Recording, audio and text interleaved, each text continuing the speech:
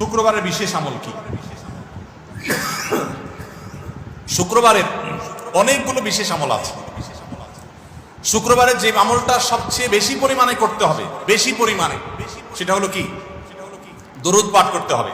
নবী করিম সাল্লাল্লাহু আলাইহি ওয়াসাল্লাম বলেছেন, আকসিরু আলাইয়া মিনাস সালাতি মিন ইয়াউমিল জুমআতি ওয়া লাইলাতিল জুমআহ, তোমরা আমার প্রতি দরুদ প্রেরণ করো জুমার রাতে এবং জুমার দিনে, অর্থাৎ বৃহস্পতিবার দিবাগত রাতে এবং শুক্রবার সারাদিন বেশি বেশি কি করতে হবে? দরুদ পাঠ করতে হবে। কারণ ফাইন্না সালাতাকুম মারুদাতুন আলাই, তোমরা যে দরুদ পড়ো এটা আমার কাছে পেশ করা হয়।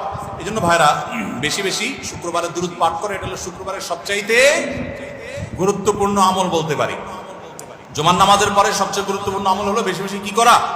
দরুদ পাঠ করা। দরুদ পাঠের সবচেয়ে শ্রেষ্ঠ সিজন হলো বৃহস্পতিবার রাত থেকে নিয়ে শুক্রবার সন্ধ্যার আগ পর্যন্ত। শুক্রবারের আরো বিশেষ আমল সূরা কাহফ তেলাওয়াত করা, এবং একটা সময় দোয়া কবুল হয়। আসরের পরে অনেক ওলামা ইকরাম বলেছেন এটা আল্লাহর কাছে দোয়া করা।